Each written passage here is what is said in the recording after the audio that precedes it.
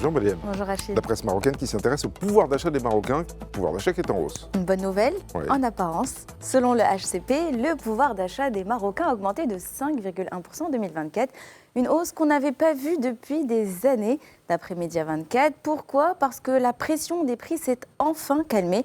L'inflation retombe à 0,9% après avoir frôlé les 6% en 2022 et en 2023. S'ajoute à cela une croissance un peu plus solide avec 3,8% et plusieurs mesures de hausse de salaire, de réforme de l'impôt sur le revenu. Mais, car il y a un mais, attention, ce rebond ne compense pas totalement les 2 dernières années très douloureuses pour les familles. Une bonne nouvelle donc en termes de chiffres, mais elle reste à nuancer. Cette amélioration statistique ne veut pas dire que tout le monde va le ressentir dans son portefeuille, car nos prix dépendent aussi de ce qui se passe sur les marchés internationaux. Et l'équation est donc complexe. Les Échos nous expliquent aussi pourquoi, même quand les prix mondiaux du blé, du riz ou du pétrole baissent ici, les prix ne suivent pas le même rythme. Cité dans l'article, le professeur Omar Ktani appelle cela une élasticité faible. En clair, la baisse internationale met très longtemps à atteindre le consommateur final. La raison, des marchés oligopolistiques, des marges difficiles à contrôler et des taxes élevées.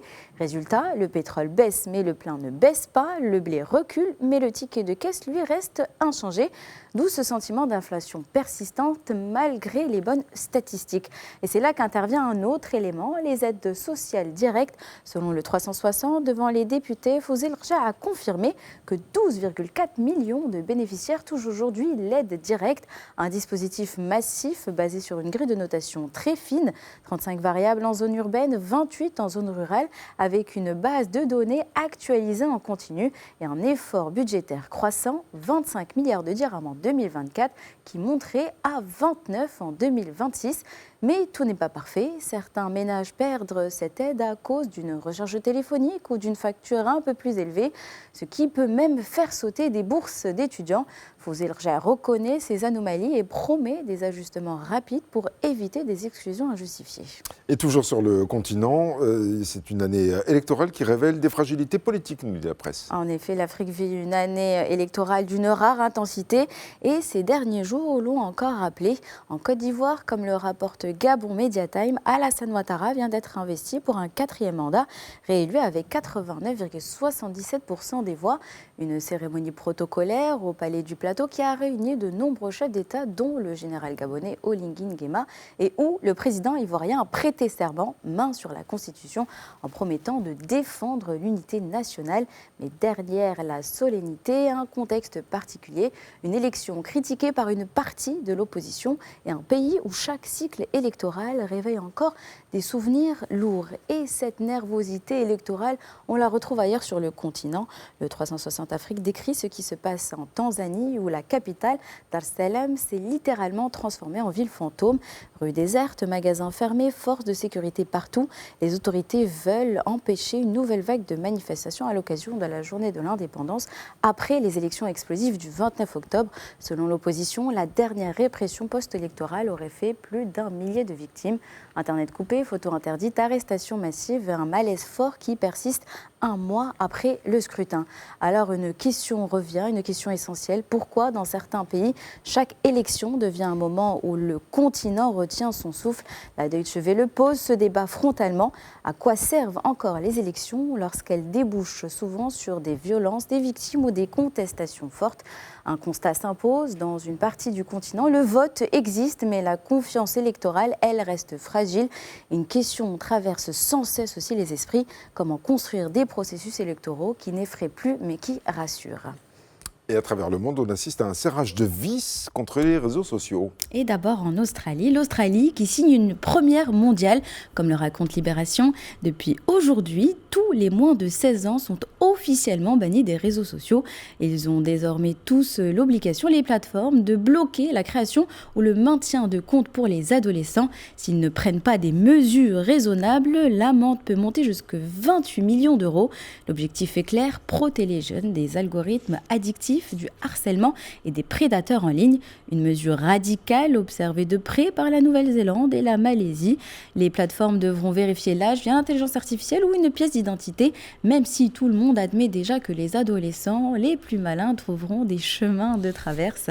Et au Maroc, la justice lève aussi le ton sur l'utilisation faite des réseaux sociaux. Comme l'explique Le Matin, ici on n'interdit pas l'accès aux réseaux, mais la justice tape fort contre les contenus les plus problématiques. Des influenceurs qui vivaient du buzz et de diffamation ont été arrêtés. Résultat immédiat, beaucoup d'autres ont supprimé leurs vidéos, changé de ton ou carrément disparu des radars. Le parquet peut même s'auto-saisir quand un contenu menace la santé ou la sécurité publique, car l'objectif n'est pas la répression. L'avocate Kauthar Frikish rappelle que la liberté d'expression est protégée, mais que la justice protège aussi la dignité, la moralité publique et surtout l'éducation des plus jeunes. Et malgré les polémiques, une question demeure: comment se détacher des réseaux sociaux quand ils rythment déjà nos journées et souvent notre manière de nous informer? Une étude publiée dans The Conversation montre que les créateurs de contenu et influenceurs sur les réseaux prennent une place énorme dans l'explication de l'actualité. En Afrique du Sud, par exemple, sur Instagram, 59% des utilisateurs qui s'informent y suivent d'abord des créateurs et des personnalités contre les médias traditionnels. Et sur TikTok, c'est 52%. Certains font de l'analyse, d'autres du commentaire très partisan, d'autres encore mélangent l'info, l'humour et le divertissement. Et tout ça pose une question: qui construit notre vision du monde? Les algorithmes, les influenceurs ou les médias traditionnels qui vérifient, recoupent, recontextualisent? Alors, bien sûr, on ne veut pas vous dire d'effacer vos applications, mais pour bien comprendre ce qui se passe, et vraiment ce qui se passe, gardez au moins un rendez-vous avec l'info vérifiée, par exemple votre revue de presse du matin, et bien évidemment la grande matinale de Medi 1 TV. C'est surtout qu'il faut garder un esprit critique. Aussi. Toujours. Très belle autopromo en tout cas. Ben oui, c'est le moment. C'est le moment ou jamais, effectivement. Nous sommes aujourd'hui le mercredi 10 décembre 2025. Quel autre 10 décembre avez-vous choisi dans l'histoire ce matin? Alors, je vous emmène au 10 décembre 1948, 3 ans après la Seconde Guerre mondiale. Le monde porte encore les cicatrices de ce qu'on a appelé les actes de barbarie qui ont révolté la conscience de l'humanité. Et ce jour-là, à Paris, un vote historique a lieu. Pour la première fois, des pays du monde entier se mettent d'accord sur une même idée, que chaque être humain, partout, a des droits inaliénable et non négociable. Ce texte est la Déclaration universelle des droits de l'homme, adoptée par l'Assemblée générale des Nations unies, un document qui devient une feuille de route mondiale: 30 droits, 30 libertés, pour garantir à chacun la vie, la dignité, l'égalité, la sûreté, la justice, l'éducation, l'asile. Tout cela sans distinction et pour toujours. Son écriture a commencé en 1946 et depuis, la déclaration est devenue le document le plus traduit au monde et surtout le socle de tout le droit international des droits humains.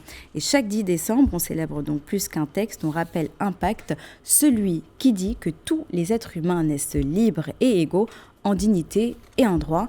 Un message universel et surtout un devoir collectif. Merci beaucoup, Mariam Kocaïna, de nous faire ce petit rappel.